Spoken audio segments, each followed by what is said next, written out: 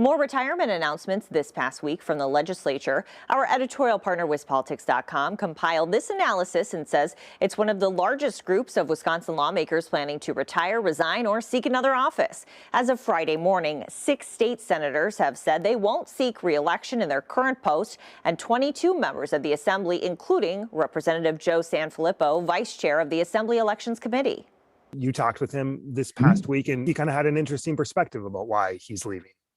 Well, he basically said, if the assembly is not going to enforce the laws it creates, he has no time for you guys. Basically, what he's getting at is that he feels like election officials weren't held accountable for what happened in 2020.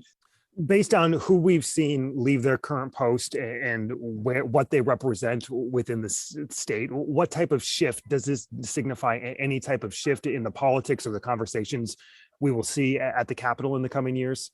Well, what's interesting is the number of Assembly Republicans who are leaving.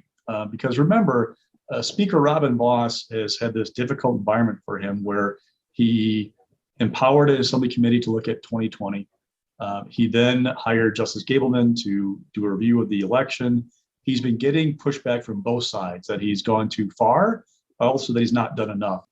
What I'm getting at is, with all these Assembly Republicans leaving, there are a lot of primaries coming up, potential primaries coming up to fill those seats. There are largely safe Republican seats.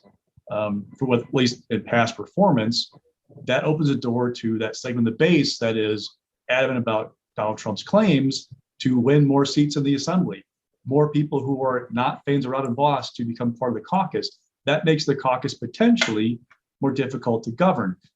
J.R. Ross, editor of WisPolitics.com, with the analysis there. That's our show today. A reminder that all of our interviews are posted on WISN.com/upfront, and you can find the entire show on our streaming channel called Very Local. Thank you for joining us. I'm Adrienne Pedersen. Stay safe, and we'll see you right back here again next Sunday for Upfront.